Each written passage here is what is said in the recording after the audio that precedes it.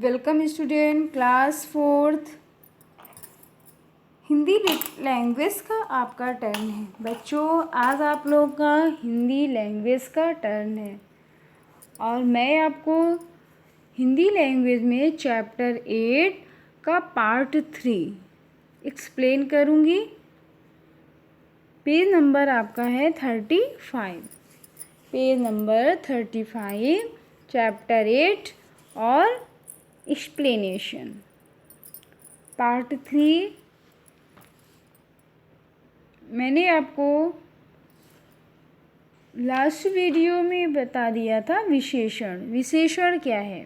विशेषता बताने वाले शब्द विशेषण कहलाते हैं। ठीक है,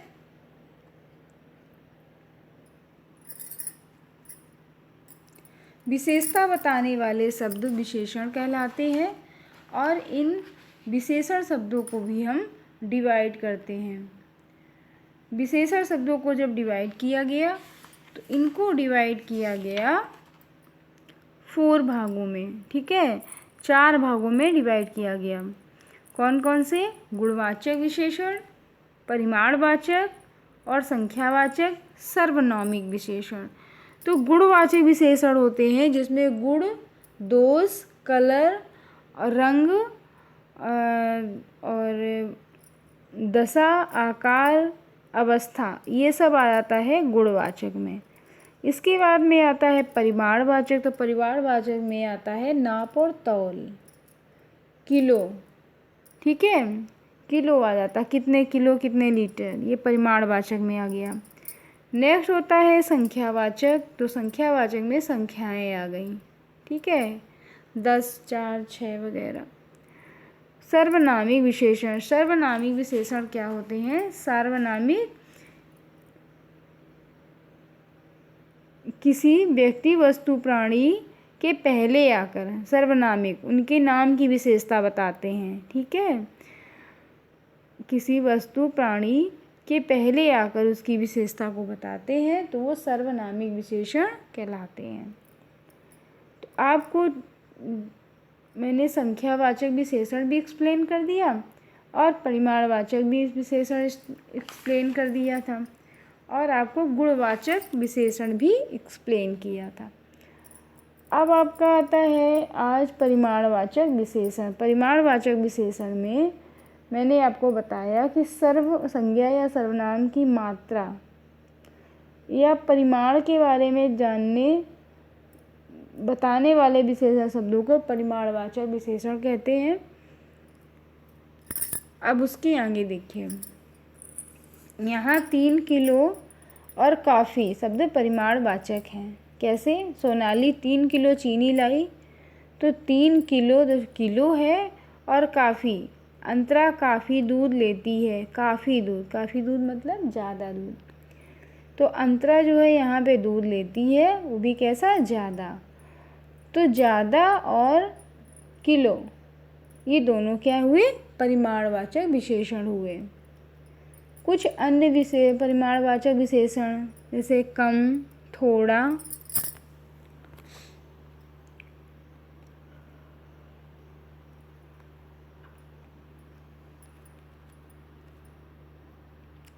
थोड़ा, कुछ, अधिक, सब, बहुत, 2 किलो, 100 मीटर आदि, ये क्या है? सभी परिमाणवाचक विशेषण हैं। तो यहाँ पे परिमाणवाचक विशेषण को हम 2 भागों में बांटते हैं। एक होता है निश्चित परिमाणवाचक, एक होता है अनिश्चित परिमाणवाचक।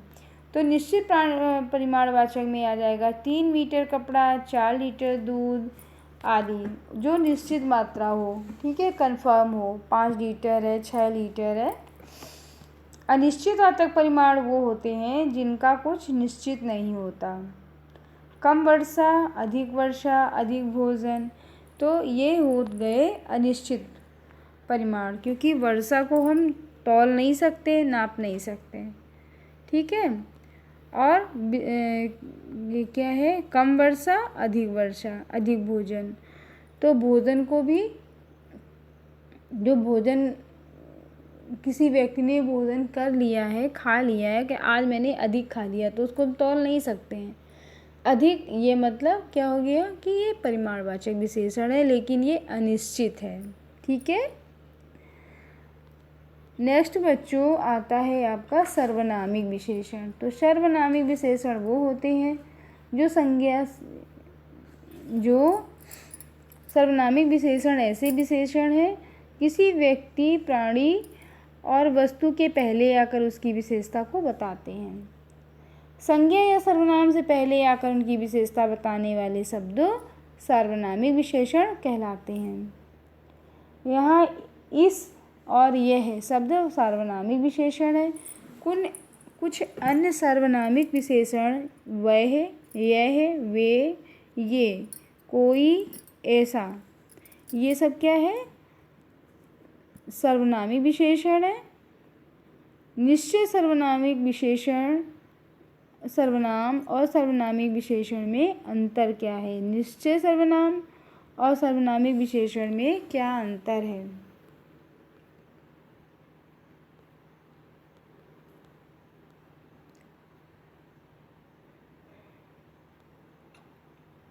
किसी निश्चित व्यक्ति, प्राणी, वस्तु, घटना आदि के लिए प्रयुक्त होने वाले सर्वनाम निश्चयवाचक सर्वनाम कहलाते हैं। ठीक है।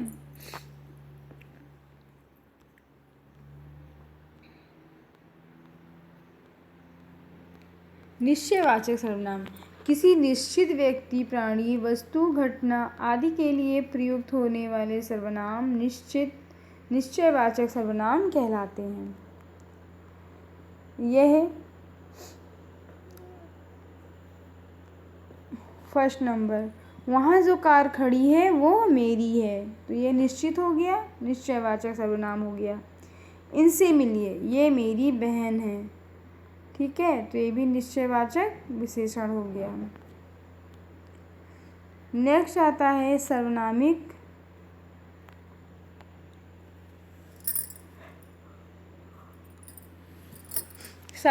विशेषण। तो सार्वनामिक विशेषण वो होते हैं जो किसी व्यक्ति, प्राणी, वस्तु आदि के पहले आकर उसकी विशेषता को बताते हैं। ठीक है, तो वो सर्वनामिक विशेषण कहलाते हैं। का नंबर, वह कार दिनेश की थी।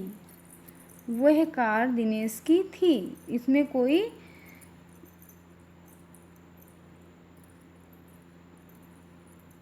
ये एक निश्चित हो गया कि ये कार जो थी वो पहले दिनेश की थी। ठीक है।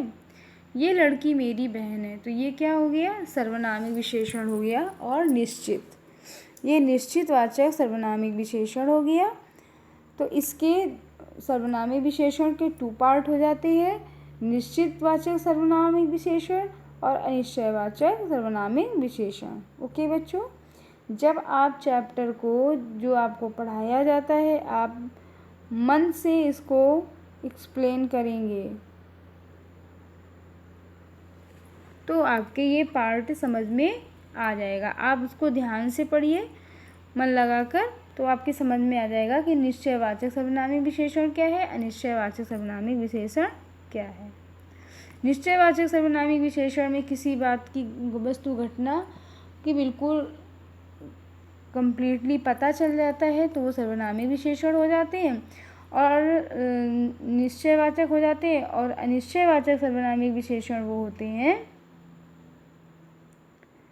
जिनको पता ठीक से पता नहीं होता है कि हाँ ये इसमें कितना है, कम है कि ज़्यादा है, क्या है। ठीक है, तो वो अनिश्चयवाचक विशेषण कहलाते हैं।